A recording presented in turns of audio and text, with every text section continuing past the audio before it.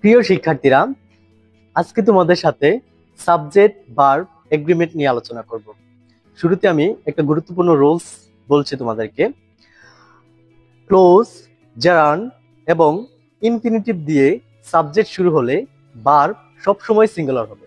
আমি আবার বলছি, ক্লোজ, জারান এবং ইনফিনিটিভ দিয়ে সাবজেক্ট শুরু হলে ভার্ব সবসময় কি হবে?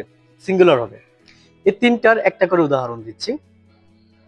That they are good boys is known to us.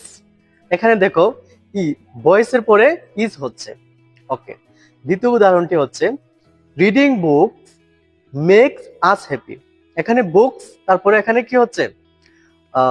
Verb হচ্ছে মেক্স, কারণ এটা জেরান।